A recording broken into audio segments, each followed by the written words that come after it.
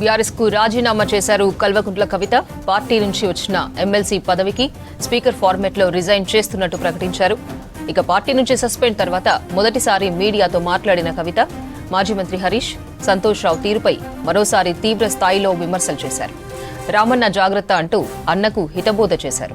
సామాజిక తెలంగాణ పేరుతోని కవిత పార్టీ పెడుతుందని చెప్పి నేను నిన్న చెప్పిన ఇద్దరు పేర్లు పని కట్టుకొని నా మీద దుష్ప్రచారం చేసిండ్రు. నేనేమన్నా తప్పు మాట్లాడినా? బీఆర్ఎస్ పార్టీ వ్యతిరేకమా సామాజిక తెలంగాణ నినాదానికి? బీఆర్ఎస్ పార్టీకి సామాజిక తెలంగాణ అవసరం లేదా? భౌగోళిక తెలంగాణ వస్తే సరిపోతుందా? బంగారు తెలంగాణ కావాలని కేసీఆర్ గారు ఇచ్చిన నినాదమే కదా. బంగారు తెలంగాణ అంటే ఏంది? హరీష్ రావు ఇంట్లో బంగారం ఉంటే, సంతోష్ రావు ఇంట్లో బంగారం ఉంటే బంగారు తెలంగాణ అవుతుందా? కాదు కదా. ప్రతి ఒక్క సమాజం బాగుంటేనే బంగారు తెలంగాణ అవుతుంది. మన పార్టీ ఆఫీస్లో కూర్చొని నా మీద కుట్రలు జరుగుతున్నాయని నేనంటే మీరు వర్కింగ్ ప్రెసిడెంట్గా ఉన్నారన్నా ఫోన్ చేయరా అన్న? నాకు ఏమైంది బేటా, ఎందుకు బాధపడుతున్నావు అని ఫోన్ చేయరా? ఇది ఎప్పుడు జరిగిన ఇన్సిడెంటు? లేక లీక్ కాకముందు, నేను నా కొడుకు గ్రాడ్యుయేషన్కి అమెరికా పోకముందు కేసీఆర్ గారు, కేటీఆర్ గారు, నేను, మా కుటుంబం, మాది రక్త సంబంధం. పదవులు పోతేనో పార్టీలకు వెళ్ళి సస్పెండ్ చేస్తేనో పోయేటటువంటి బంధం కాదు. కానీ ఎవరైతే వెస్టెడ్ ఇంట్రెస్ట్ ఉన్న పార్టీలు ఉంటారో, పార్టీలో ఉండి కేవలం డబ్బు సంపాదించుకోవాలనేటటువంటి ఒక ఆలోచనతో, వ్యక్తిగత లబ్ధి పొందాలనేటటువంటి ఆలోచనతో ఉన్నటువంటి వ్యక్తులు, వాళ్ళకి కావాల్సింది ఏంది? మేము ముగ్గురం కలిసి ఉండొద్దు, మా కుటుంబం బాగుండొద్దు, మా కుటుంబం విచ్ఛిన్నమైతేనే వాళ్ళకి అధికారం వస్తుంది. దానిలో భాగంగా ఇవాళ మొదటి స్టెప్పు నన్ను బయటేసిరు పార్టీలకు వెళ్ళి. అది ఇక్కడితో ఆగదు. నేను గౌరవనీయులు పెద్దలు దైవ సమానులు కేసీఆర్ గారిని విజ్ఞప్తి చేస్తా ఉన్నా, మీకు ఒక సూచన చేస్తా ఉన్నా. దయచేసి మీ చుట్టూ ఏం జరుగుతున్నదో ఒకసారి చూసుకోండి నాన్న. నన్ను ఇవాళ బయటకు పంపొచ్చు, నేను మీలాగా స్ట్రేట్ ఫార్వర్డ్ ఉంటా, నిజాలు మాట్లాడతా. నేను ఉద్యమం నేపథ్యం నుండి వచ్చిన కాబట్టి నాగ్గా ఉన్నది లేనట్టుగా, లేనిది ఉన్నట్టుగా, మోసం చేయాలని చెప్పో ఇంకోటి చేయాలని చెప్పో మాట్లాడను. స్ట్రేట్ ఫార్వర్డ్గా ఇష్యూస్ మాట్లాడతా కాబట్టి నన్ను ఇలా బలి చేసిండ్రు, పర్వాలే. కానీ రేపటి నాడు ఇదే ప్రమాదం రామన్నకు కూడా పొంచుంది, రేపటి నాడు ఇదే ప్రమాదం మీకు కూడా పొంచుంది. అల్టిమేట్గా బీఆర్ఎస్ పార్టీని హస్తగతం చేసుకోవడానికి జరుగుతున్నటువంటి కుట్రలో భాగంగానే ఇవాళ నన్ను ఎలిమినేట్ చేయడం జరిగింది. నా మీద కుట్రలు ఎప్పటి నుండి ప్రారంభమైనాయి? ఎప్పుడైతే హరీష్ రావు గారు, రేవంత్ రెడ్డి గారు ఒకే ఫ్లైట్లో హైదరాబాద్ నుండి ఢిల్లీకో, ఢిల్లీ నుండి హైదరాబాద్లో ఒకే ఫ్లైట్లో వాళ్ళిద్దరు ప్రయాణం చేసి వచ్చినప్పుడు హరీష్ రావు గారు, రేవంత్ రెడ్డి గారు కాలు పట్టుకొని సరెండర్ అయినాక ఈ కుట్రలు స్టార్ట్ అయినాయి, నా మీద ఈ స్టోరీలు స్టార్ట్ అయినాయి. మా కుటుంబాన్ని విడగొట్టాలనేటటువంటి కుట్ర స్టార్ట్ అయింది. నేను ఛాలెంజ్ చేస్తూ ఉన్నా, రేవంత్ రెడ్డి గారు మీరు చెప్పండి, ఆ ప్రయాణం జరిగిందా జరగలేదా? హరీష్ రావు గారు మీరు చెప్పండి, ఒకే ఫ్లైట్లో మీరు రేవంత్ రెడ్డి గారితో కలిసి వచ్చిండ్రా రాలేదా? ఆ తర్వాత నుండే నా మీద ఈ కుట్రలు జరుగుతున్నాయా లేదా? ఆనాడు బీఆర్ఎస్ పార్టీ గవర్నమెంట్లో SC, ST, BC హాస్టళ్లకు Harish Rao గారి పాల వ్యాపారం నుంచి పాలు సప్లై చేసిరనే ఆరోపణలు అయోధ్య రెడ్డి గారు ట్వీట్ చేసిండ్రు. గతం 2 రోజులు పోయింది ఆరోపణ. ఎందుకు? సరెండర్. రంగనాయక్ సాగర్ దగ్గర ఆయన ఫామ్ హౌస్ ఉంది, అది ప్రభుత్వ భూమి, కబ్జా చేసిండని. 1 day headline, 3rd day news గాయబ్, నో కేస్ నథింగ్. బీఆర్ఎస్ లో హరీష్ రావు, సంతోష్ రావు ఇద్దరూ పనిగట్టుకుని నాపై తప్పుడు ప్రచారం చేశారని ఆరోపించారు కవిత. బీఆర్ఎస్ పార్టీకి నేనేమైనా వ్యతిరేకమా అని ప్రశ్నించారు. హరీష్ రావు, సంతోష్ రావు ఇంట్లో బంగారం ఉంటే బంగారు తెలంగాణ అవుతుందా అని ప్రశ్నించారు. పార్టీ ఆఫీసులో ఉండే నాపై కుట్రలు జరుగుతున్నాయంటే పార్టీ వర్కింగ్ ప్రెసిడెంట్ ఒక్కసారి కూడా ఫోన్ చేయలేదన్నారు. బీఆర్ఎస్ పార్టీకి ఎమ్మెల్సీ పదవికి స్పీకర్ ఫార్మేట్లో రాజీనామా చేశారు కవిత.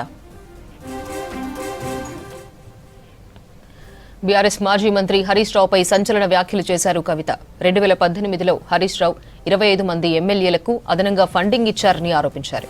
హరీష్ రావుకు ఆ డబ్బులన్నీ కాళేశ్వరంలో అవినీతితోనే వచ్చాయన్నారు. గతంలో రామన్నను ఓడగొట్టేందుకు హరీష్ డబ్బులు పంపారని విమర్శించారు. గజ్వేల్లోనూ కేసీఆర్ను ఓడగొట్టేందుకు హరీష్ ప్రయత్నించారన్నారు కవిత. బీఆర్ఎస్ పార్టీకి ఎమ్మెల్సీ పదవికి స్పీకర్ ఫార్మేట్లో రాజీనామా చేశారు కవిత. ఈ క్రైసిస్లో ఆల్రెడీ మన పార్టీలోకి వెళ్ళి 10 మంది ఎమ్మెల్యేలు వెళ్ళిపోయినాక, 38 మందిలో 10 మంది పోయినాక నువ్వు ఇంకో సెకండ్ క్యాండిడేట్ని పెడితే ఎంత కన్ఫ్యూజన్ అవుతుంది? ఎవరెవరు ఎటెట్ ఓట్లు వేస్తారు? అంటే హార్స్ ట్రేడింగ్కి ఈయన ట్రబుల్ షూటర్ గారు ట్రబుల్ని ఓపెన్ చేస్తారు అన్నట్టు.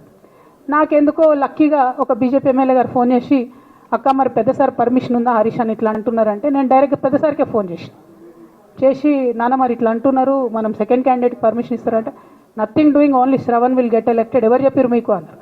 అంటే నేను ఆ విషయం వెంటనే అటువైపు కన్వే చేసిన, లేదండి మాకు అట్లాంటి ఆలోచన లేదు. ఎందుకు ఈ రీసెంట్ ఎగ్జాంపుల్ చెప్తున్నా ఇవాళ అంటే, హరీష్ రావు గారు ట్రబుల్ క్రియేట్ చేసి ట్రబుల్ని మాఫీ చేసినట్టుగా ప్రయత్నం చేస్తారు. బీఆర్ఎస్ కార్యకర్తలందరికీ నేను నా తమ్ముళ్ళకి రిక్వెస్ట్ చేసి చెప్తున్నా, మా చెల్లెలకు రిక్వెస్ట్ చేసి చెప్తున్నా, మీకు పెద్ద స్థాయిలో జరిగే అన్ని విషయాలు తెలియకుండా అందరూ మన వెల్ విషర్స్ అనుకుంటారు. అది మీ తప్పు కాదు. ఎందుకంటే కేసీఆర్ సార్ అంత ఓపెన్ మైండ్తో ఓపెన్ హార్ట్తో ఉంటారు కాబట్టి బీఆర్ఎస్లో ఉన్న అందరూ అట్లే ఉంటారు అనుకుంటారు. కానీ చాలా మందికి చాలా హిడెన్ ఎజెండాస్ ఉన్నాయి. ఓ పక్క కాంగ్రెస్తో కలిసి ఉన్నారు, ఇంకో పక్క బీజేపీతో మాట్లాడుతున్నారు, ఎటు ఎవరితోనో అవసరమైతే అటు మాట్లాడుతున్నారు. హరీష్ రావు గారు 20-25 మంది ఎమ్మెల్యేలకు ఎన్నికలలో అడిషనల్ ఫండింగ్ ఇచ్చారు, పార్టీ ఇచ్చింది కాకుండా. ఏడికెళ్ళి వచ్చినాయి హరీష్ రావు గారికి అన్ని డబ్బులు? 100% కాళేశ్వరంలో జరిగిన అవినీతి నుంచి వచ్చిన డబ్బులే. ఆయన ఆలోచన ఏం చేసిందంటే, ఏమన్నా కొద్దిగా అటు ఇటు అవుతుందేమో రిజల్ట్, నా దగ్గర ఎమ్మెల్యేస్ ఉండాలని ఆలోచన చేసి. నీకు అసలు అట్లాంటి ఆలోచన ఎందుకు వచ్చింది? నేను కట్టప్పలాంటోని కేసీఆర్ గారి దగ్గర ఉండేటోని అంటావు కదా, నీకేం అవసరం వచ్చింది ఎమ్మెల్యేస్కి సపరేట్గా ఫండింగ్ ఇవ్వడానికి? ఎవరికి తెలియదు అనుకుంటారా? ఇవి ఎవరు చెప్పారు అనుకుంటారా? ప్రతి ఒక్కరు చెప్తారు ఎమ్మెల్యేస్ ఓపెన్. నా పేర్లు కూడా తెలుసు, చెప్తే బాగుండదు, ఎమ్మెల్యేలు ఇబ్బంది పడతారు. నేను అనేది ఏంటంటే, 2009లో రామన్న సిరిసిల్ల ఎలక్షన్లో మా బంధువుకు సంబంధించిన వ్యక్తులతోని 60 లక్షల రూపాయలు పంపినారు హరీష్ రావు గారు రామన్నను ఓడగొట్టడానికి. నిన్నగాక మొన్న ఒక వీడియో మీరు కూడా చూసిరు, ఒంటేరు ప్రతాప్ రెడ్డి గారిది. మీ మామయ్యను ఓడగొట్టమని ఎంతంటే అంత డబ్బులు ఇస్తా అని చెప్పిర్రని. ఓ పక్క కేసీఆర్ గారిని ఓడగొట్టాలి, ఓ పక్క కేటీఆర్ గారిని ఓడగొట్టాలి. నిజామాబాద్లో నా ఎంపీ సెగ్మెంట్లో అందరు ఎమ్మెల్యేలను మేనేజ్ చేయాలి. అందరిని మన కేసీఆర్ కుటుంబాన్ని ఓడగొట్టాలి, విచ్ఛిన్నం చేయాలి. కానీ కేసీఆర్ గారి పేరుతో వచ్చేటటువంటి బెనిఫిట్స్ మాత్రం అన్నీ కావాలి. మరి ఇటువంటి వారిని నా రిక్వెస్ట్ కేసీఆర్ గారితో కేటీఆర్ గారితో, వారిని మీ పక్కన పెట్టుకొని నిజం మాట్లాడే నన్ను బయటకు పంపితే మరి పార్టీ బాగుంటుందా? దయచేసి ఆలోచన చేసుకోండి.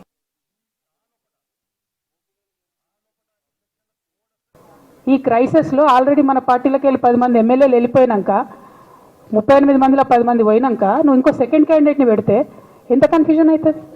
ఎవరెవరు ఎటెట్ ఓట్లు వేస్తారు? అంటే హార్స్ ట్రేడింగ్కి ఈయన ట్రబుల్ షూటర్ గారు ట్రబుల్ని ఓపెన్ చేస్తారు అన్నట్టు. నాకెందుకో లక్కీగా ఒక బీజేపీ ఎమ్మెల్యే గారు ఫోన్ చేసి, అక్క మరి పెద్దసారి పర్మిషన్ ఉందా హరీష్ అని ఇట్లా అంటున్నారంటే, నేను డైరెక్ట్గా పెద్దసారికే ఫోన్ చేసి నాన్న మరి ఇట్లా అంటున్నారు, మనం సెకండ్ క్యాండిడేట్కి పర్మిషన్ ఇస్తారంటే, nothing doing, only Shravan will get elected. ఎవరు చెప్పారు మీకు అన్నారు. అంటే నేను ఆ విషయం వెంటనే అటువైపు కన్వే చేసిన, లేదండి మాకు అట్లాంటి ఆలోచన లేదు.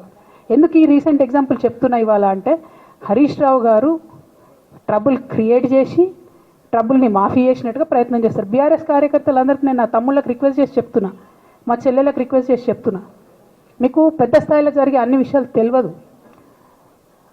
తెలియకుండా అందరూ మన వెల్ విషర్స్ అనుకుంటారు. అది మీ తప్పు కాదు. ఎందుకంటే కేసీఆర్ సార్ అంత ఓపెన్ మైండ్తో ఓపెన్ హార్ట్తో ఉంటారు కాబట్టి బీఆర్ఎస్లో ఉన్న అందరూ అట్లే ఉంటారు అనుకుంటారు. కానీ చాలా మందికి చాలా హిడెన్ ఎజెండాస్ ఉన్నాయి. ఓ పక్క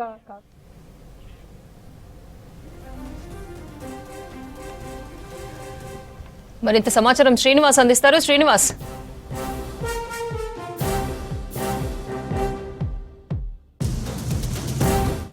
అపర్ణ, కవిత ప్రెస్ మీట్ పూర్తయింది. కవిత ఏం మాట్లాడారో మనం చూసాము. ఒక 4-5 అంశాలు చెప్పుకోవచ్చు. ఈ ప్రెస్ మీట్ మొత్తం కూడా హరీష్ రావుని టార్గెట్ చేస్తేనే ఈ ప్రెస్ మీట్ కొనసాగింది. ఫైనల్గా మాజీ ఎంపీ సంతోష్ రావు అంశాలు కూడా 2-3 అంశాలను ప్రస్తావించారు. ఇక ఈ ప్రెస్ మీట్లో మొత్తం మనం చూస్తే కనుక హరీష్ రావును టార్గెట్ చేస్తూ మాట్లాడినటువంటి మాటల్లో కొన్ని కీలకమైనటువంటి అంశాలను గుర్తు చేశారు. లేదంటే బీఆర్ఎస్ అంటే వర్కింగ్ ప్రెసిడెంట్ కేటీఆర్ మీద కానీ ఇంకా కేసీఆర్ మీద కానీ ఇతరుల మీద మాట్లాడలేదు. అందరూ ఊహించింది ఏంటంటే హరీష్ రావును కేటీఆర్ను టార్గెట్ చేస్తూ ఆమె ప్రెస్ మీట్ ఉంటుందని అనుకున్నారు. కానీ హరీష్ రావుని టార్గెట్ చేస్తే ఆమె ప్రెస్ మీట్ అంతా కూడా కొనసాగింది. సో ముందుగా తనను పార్టీ నుంచి సస్పెండ్ చేయడానికి కారణాలు చెప్పుకున్నటువంటి కవిత డైరెక్ట్గా హరీష్ రావుపై తీవ్రస్థాయిలో ఆరోపణలు చేశారు. అందులో ఒక 4-5 అంశాలు మనం చెప్పుకోవచ్చు. ఒకటి ఏంటంటే, కామారెడ్డిలో కేసీఆర్ పోటీ చేశారు. సో ఆ పోటీకి సంబంధించి కూడా అటు కాంగ్రెస్తో మిలాఖత్ అయి కేసీఆర్ను ఓడగొట్టేందుకు హరీష్ రావు ప్రయత్నాలు చేశారనేది ఒక తీవ్రమైనటువంటి ఆరోపణగా మనం చెప్పుకోవచ్చు. ఇంకొక అంశం ఏంటంటే, సిరిసిల్లలో కూడా కేటీఆర్ పోటీ చేస్తే కేటీఆర్ను కూడా ఓడగొట్టేందుకు హరీష్ రావు ప్రయత్నాలు చేశారన్నటువంటి ఇదొక ఆరోపణ. ఇంకొక వైపు 27 మంది ఎమ్మెల్యేలకు అంటే పార్టీ ఫండ్ ఇచ్చింది కాకుండా అదనంగా హరీష్ రావు వాళ్ళకు ఫండ్ ఇచ్చారు. ఆ 27 మంది ఎమ్మెల్యేలను ఏదైనా భవిష్యత్తులో పరిస్థితులు తారుమారైతే తన వైపు ఎమ్మెల్యేలు ఉండే విధంగా ఒక ప్లాన్ చేశారనేది ఆమె చేసినటువంటి ఆరోపణలు. ఈ ఆరోపణలు పార్టీలో కొంత చర్చకు దారి చేసేటువంటి అవకాశం ఉంటుంది. సో తీవ్రమైనటువంటి ఆరోపణలు. ఇంకొక ఆరోపణ కూడా మనం చెప్పుకోవచ్చు ఏంటంటే హరీష్ రావు ఇంట్లో అట్లనే సంతోష్ రావు ఇంట్లో బంగారం ఉంటే సరిపోతుందా, బంగారు తెలంగాణ కావాలగా అన్నటువంటి అంశము. మరోవైపు మొన్న చెప్పినట్టుగానే కాళేశ్వరంలో హరీష్ రావు అవినీతి ఉంది అనేటువంటి అంశాన్ని కూడా ప్రస్తావించారు. సో మిగతా చాలా అంశాలు పార్టీలో ఇంటర్నల్గా సంబంధించినటువంటి అంశాలు కావచ్చు, ఇవన్నీ ప్రస్తావించారు. కానీ హరీష్ రావుని టార్గెట్గా చేస్తూ ఆమె చేసినటువంటి కామెంట్స్ ఇప్పుడు రాజకీయ వర్గాల్లో కూడా చర్చకు దారితీస్తాయి. మెయిన్గా కాంగ్రెస్, బీజేపీ ఈ రెండు పార్టీలతో మిలాఖైతే ఉన్నారు, వాళ్ళతో అంటగాగుతున్నారు హరీష్ రావు అన్నటువంటి విషయాన్ని చాలా క్లియర్ కట్గా ఆమె చెప్పేటువంటి ప్రయత్నం చేశారు. ముఖ్యంగా రేవంత్ రెడ్డి ఢిల్లీ వెళ్ళినప్పుడు ఢిల్లీ నుంచి హరీష్ రావు కూడా ఇద్దరు కలిసి ఒకే ఫ్లైట్లో వచ్చారు. అక్కడే బీజం పడింది అన్నటువంటి అంశాన్ని చెప్పారు. ఇక సో ఓవరాల్గా కవిత ప్రెస్ మీట్లో మనం చూస్తే కనుక నాపై కుట్రలు జరిగాయి, నన్ను పార్టీ నుంచి బయటికి పంపేటువంటి ప్రయత్నాలు చేశారు, పార్టీలో ఏం జరుగుతుందో మినిట్ టు మినిట్ నేను మా పార్టీ నాయకులకు చెప్పేటువంటి ప్రయత్నం చేశాను. కానీ వాళ్ళందరూ కూడా అంటే కేసీఆర్ కానీ హరీష్ రావు కానీ వీళ్ళందరూ కూడా హరీష్ రావు చెప్పేటువంటి మాటలే విన్నారన్నటువంటి అంశాన్ని కూడా ఆమె ప్రస్తావించారు. మరోవైపు వీళ్ళిద్దరిని అంటే హరీష్ రావుని తర్వాత సంతోష్ రావు తోటి చాలా జాగ్రత్తగా ఉండాలి, మేక ఉన్న పులులు వీళ్ళు, కాబట్టి వీళ్ళతో జాగ్రత్తగా ఉండాలి, వీళ్ళని బయటికి పంపించేటువంటి ప్రయత్నం చేయాలి. ముగ్గురుగా అంటే కుటుంబ సభ్యులు కేసీఆర్ కానీ కేటీఆర్ కానీ కవిత కానీ ఈ ముగ్గురు కలిసి ఉండడం వీళ్ళకి ఇష్టం ఉండదు. అందుకే వాళ్ళని మమ్మల్ని విభజించేటువంటి ప్రయత్నం చేశారు, మా మధ్య మనస్పర్ధాలు ఒక గ్యాప్ క్రియేట్ హరీష్ రావే చేశారని చెప్పారు. ట్రబుల్ షూటర్ కాదు ఆయన, ట్రబుల్ అంటే పార్టీలో ట్రబుల్ క్రియేట్ చేసేటువంటి వ్యక్తి హరీష్ రావు అంటూ ఆమె కామెంట్ చేస్తూ చాలాసేపు మాట్లాడారు. సో ఫైనల్గా ఈ ప్రెస్ మీట్లో దాదాపుగా గంట పాటు ఈ ప్రెస్ మీట్ కొనసాగితే మొత్తం కూడా హరీష్ రావుని టార్గెట్ చేస్తూ సంతోష్ రావుని టార్గెట్ చేస్తూ ఆమె మాట్లాడారు. ఇప్పుడు మరి బీఆర్ఎస్ దీని మీద ఎట్లా రియాక్ట్ అవుతుందో చూడాల్సినటువంటి అవసరం ఉంది. ఎందుకు అని అంటే మొన్న చేసినటువంటి కామెంట్స్ పెద్ద ఎత్తున చర్చకు దారితీశాయి. పార్టీలో కవిత చేసినటువంటి ఆరోపణలు ప్రకంపనలు సృష్టించాయి. ఇంకొక వైపు కాంగ్రెస్ వెనక కాంగ్రెసే ఇవన్నీ ఉండి మాట్లాడిస్తుంది అన్నటువంటి ఆరోపణలు కావచ్చు, వీటన్నిటి మీద సో మొత్తానికి పార్టీ అయితే సస్పెండ్ చేసింది. సో సస్పెండ్ చేసిన తర్వాత ఆమె మరొకసారి తీవ్రస్థాయిలో ఆరోపణలు అయితే చేశారు.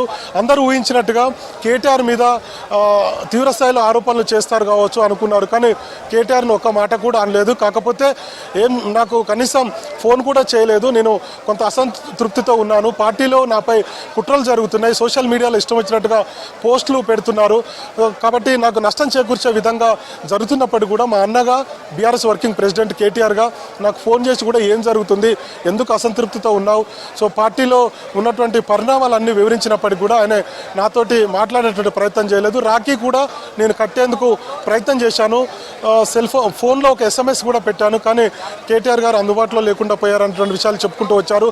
సో మొత్తానికి కేసీఆర్ను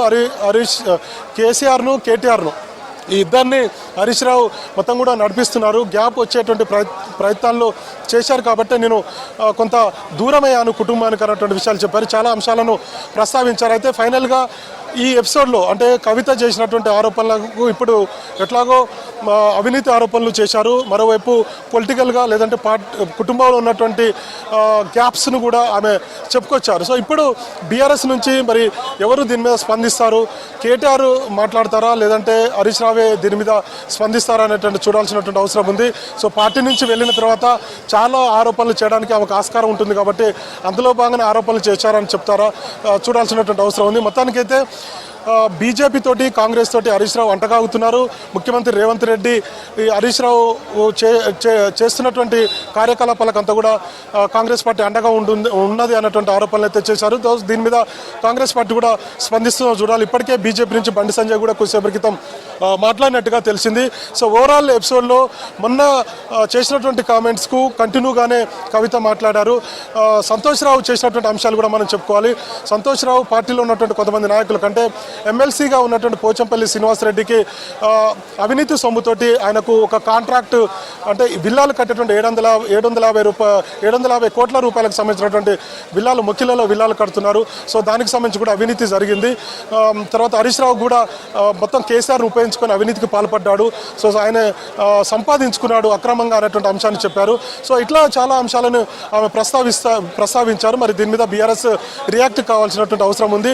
పెద్ద ఎత్తున కార్యకర్తలు తరలి వచ్చారు, ఆమెకు మద్దతుగా నినాదాలు చేశారు. భవిష్యత్తు కార్యాచరణ ఏంటి అనేది ఇంతవరకు కవిత ప్రకటించలేదు. సో భవిష్యత్తులో త్వరలోనే అంటే బీసీలకు సంబంధించినటువంటి బీసీ బిడ్డలు కావచ్చు, మేధావులతోటి, తర్వాత తెలంగాణ జాగృతికి సంబంధించినటువంటి కార్యకర్తలతోటి మాట్లాడి ఆ తర్వాత భవిష్యత్తులో ఏం చేయాలి, ఏం చేయబోతున్నాను అనేది ఒక కార్యాచరణ ఉంటుందని చెప్తున్నారు. ఇంకొక వైపు కాంగ్రెస్లోకి వెళ్తుందన్నటువంటి ప్రచారం జరిగింది, వార్తలు వచ్చాయి. గత కొన్ని రోజుల నుంచి కవిత అసంతృప్తి వ్యక్తం చేసినప్పుడల్లా ఈ వార్తలు వచ్చాయి. కానీ నేను ఏ పార్టీలోకి వెళ్ళడం లేదని ఆమె చెప్పుకొచ్చారు. సో ఇప్పటివరకైతే ఆమె కొన్ని రోజులు సైలెంట్గానే ఉండేటువంటి అవకాశం ఉంది. ఒకవేళ బీఆర్ఎస్ విమర్శలు చేస్తే ఖచ్చితంగా ప్రతి విమర్శ చేయడానికి సిద్ధంగా ఉన్నట్టుగా ఆమె మాట్లాడినటువంటి తీరుని బట్టి మనకైతే అర్థమవుతుంది. సో ఇప్పుడు మరి బీఆర్ఎస్లో ఆమె చేసినటువంటి ఆరోపణలకు ఎమ్మెల్సీగా పోచంపల్లి శ్రీనివాసరెడ్డి మీద ఒక ఆరోపణలు చేశారు, నవీన్ రెడ్డి మీద ఆరోపణలు చేశారు. ఇంకొక వైపు మాజీ ఎంపీ సంతోష్ రావు మీద కూడా చాలా ఆరోపణలు చేశారు. సిరిసిల్ల దళితులకు సంబంధించినటువంటి ఆరోపణలు కూడా ఆమె చేయడం జరిగింది. ఇంకొక వైపు హరీష్ రావు మీద కూడా తీవ్ర స్థాయిలో ఆరోపణలు చేశారు, విమర్శలు చేశారు.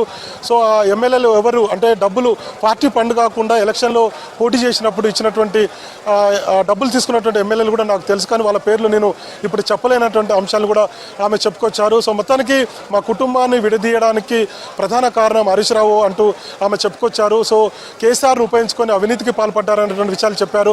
సో భవిష్యత్తులో వాళ్ళ మాటలు వింటే కేటీఆర్ కూడా ఆగమయ్యేటువంటి పరిస్థితి ఉంటుంది, పార్టీని విభజించేటువంటి ప్రయత్నాలు చేస్తున్నారనేటువంటి అంశాలు ప్రస్తావించారు. కేటీఆర్ను తర్వాత కేసీఆర్ను వీళ్ళిద్దరిని కూడా ఓడించేందుకు హరీష్ రావు ప్రయత్నాలు చేసినట్టుగా ఆమె చెప్పారు.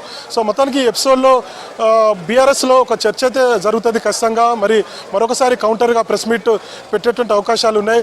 సో ఇప్పటికైతే హరీష్ రావు తన కూతురుని యూకేలో అడ్మిషన్ కోసం జాయిన్ చేసేందుకు వెళ్ళారు. ఆయన 5వ తారీఖున మళ్ళీ హైదరాబాద్కు రాబోతున్నారు. కాబట్టి వచ్చిన తర్వాత ఆయన స్పందిస్తారా లేదంటే సోషల్ మీడియా ద్వారా ఆయన స్పందిస్తారా అనేది చూడాల్సినటువంటి అవసరం ఉంది. ఇంకొక వైపు కేటీఆర్ కూడా తెలంగాణ భవన్కు రాబోతున్నట్టుగా మనకైతే సమాచారం ఉంది. ఒక సింగరేణి కార్మికులకు సంబంధించినటువంటి జాయినింగ్ ప్రోగ్రామ్ ఒకటి ఉందని చెప్తున్నారు. సో ఆ సందర్భంగా ఆయన స్పందించేటువంటి అవకాశాలు అయితే ఉన్నాయని పార్టీ వర్గాలు అయితే చెప్తున్నాయి. మొత్తానికి తెలంగాణ భవన్ నుంచే కుట్ర జరిగింది. హరీష్ రావు విషయంలో అటు కార్యకర్తలు కూడా సూచించారు, ఆయన అంతా మంచి మనిషి ఏం కాదు అంటూ కార్యకర్తలు, తర్వాత ఇండియన్ల పాటు పనిచేసినటువంటి కార్యకర్తలు మీరు అర్థం చేసుకోవాలి, ఆయన బయట ఒకటి లోపల ఒకటి ఉంటుంది అన్నటువంటి విషయాన్ని చెప్పారు. సోషల్ మీడియాలో నన్ను వేధిస్తున్నారు, దీనికంతా కారణం హరీష్ రావు అనేటువంటి విషయాన్ని చెప్పుకొచ్చారు. సో మొత్తానికి ఇందాక మనం చెప్పినట్టుగా సంతోష్ రావు, హరీష్ రావు, తర్వాత పోచంపల్లి శ్రీనివాసరెడ్డికి సంబంధించినటువంటి అంశం కావచ్చు, తర్వాత నవీన్ రావుకు సంబంధించినటువంటి ఎమ్మెల్సీ నవీన్ రావుకు సంబంధించినటువంటి అంశాలు కావచ్చు, ఇంకా ఒకరిద్దరు నాయకులకు సంబంధించినటువంటి విషయాల్లో ఆమె ఇండైరెక్ట్గా చెప్పుకొచ్చారు. సో ఇప్పుడు కవితకు సంబంధించి కార్యకర్తలందరూ కూడా భవిష్యత్తు కార్యాచరణ మీద కవితతో సమావేశమై అందరితో సమావేశమై ఫైనల్గా ఒక నిర్ణయం అయితే తీసుకుంటారని చెప్తున్నారు.